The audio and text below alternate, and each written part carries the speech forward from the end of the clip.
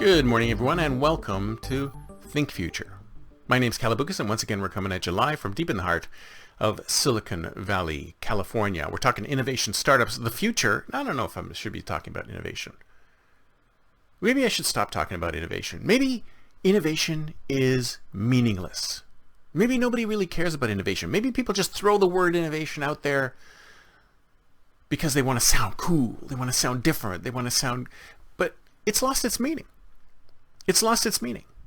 But for now, we're talking innovation startups in the future. If you're watching on YouTube, smack that subscribe button and hit that bell, and you'll get notified when a new show pops up. Or if you're listening on Apple Podcasts or any other podcast service, please subscribe and drop us a review on Apple Podcasts. That'd be great. Innovation. That's not what I wanted to talk about today. Did I want to talk about innovation? No, I'm going to talk about innovation anyway. Now, I've interviewed innovator after innovator after innovator after innovator on my show. And I've talked to innovator after innovator after innovator, not on my show, but in other groups. And there seems to be a great variety of individuals that have come into the innovation space. It's great. They could come from technology, from design, from services, from professional services, from consulting. There's so many people in the innovation space. It's great. And their backgrounds are so incredibly varied. I love it. And in fact, I think the varied background is almost an essential for going into the innovation space. Essential, right? So I look at all these people in the innovation space, and they all have the same issues. They all have the same issues. That innovation becomes cyclical, especially corporate innovators. Corporate innovators always seem to be caught in this innovation cycle, which is when times are good, a lot of money is spent on innovation, a lot of money is spent on R&D, things are pushed forward, and there's a lot of hem and cry about innovation. And then when times are poor, innovation departments are cut, innovation groups are removed, or they're shut down, and then it goes all over again. So they start, they stop, they start, they stop, they start, they stop, which is hilarious because it's actually the opposite.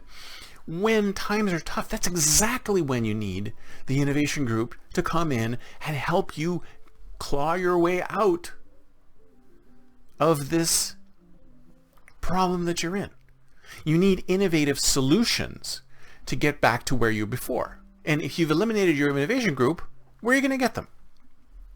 But I digress. The reality is, in a lot of these companies, innovation isn't even really a thing. Right? It's more of a marketing thing. It's to tell the rest of the world and maybe analysts out there that this company is worth looking at because it's going to do new and different things. But does it actually do new and different things? Nah, maybe it won't. Maybe it will, maybe it won't. It doesn't matter. That's why I've been toying with myself. I've been toying with just eliminating the concept of innovation completely because at this point, I get the feeling that companies, it's just lip service. Innovation is just another word that they throw out there to make it sound like they know better than they do. And they create innovation groups and chief innovation officers and innovation departments, and they say they're innovating, but in reality, how much of these products that they design and create actually go out the door? So I'm thinking of hanging up the term innovation. I'm thinking of saying, maybe we shouldn't talk about innovation anymore. Maybe we should talk about product management. Because if you think about it, product management is something that people really care about within organizations. Because we have to do this. I mean, I talked about this before about exact terminology and conceptualization.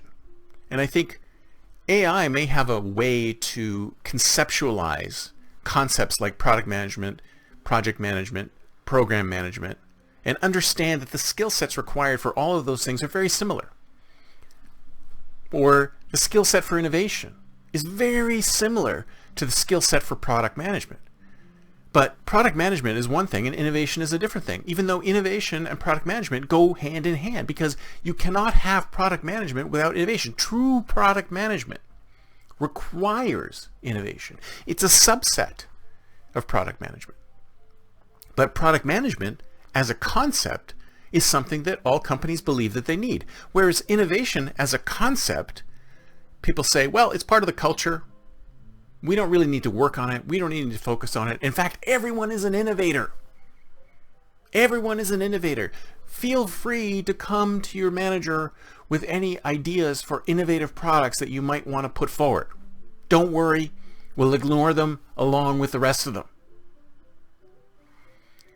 It's funny because I'm supposed to be the optimistic futurist, and sometimes I don't feel too optimistic about the future of innovation within corporations.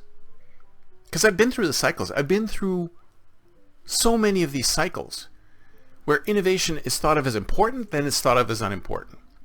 It's like something to try and placate the employees, to try and help them to understand that the company is more innovative. Maybe I'll want to work there because it's a more innovative company. But that's so untrue. It's untrue. Either the company is innovative or it's not innovative. Either the company creates new products that are cutting edge and new and delight customers, or it doesn't. That's why a lot of times in my writing, I say to people, do you want to continue banging your head against a brick wall? If you find that your organization is not innovative, then leave. There are other organizations that are more innovative. If you enjoy fighting various levels of management within your company because you can't get these innovative products that you're coming up with out the door, then maybe the time has come to go somewhere else. Maybe you can join the Great Resignation and go to a company that actually understands the value of innovation. I don't know. Maybe not. Should I discard the term innovation? Should we stop talking about innovation? Is innovation meaningless now? I don't know. What do you think? That's it for me for today. See you next time, and until then, don't forget to think future.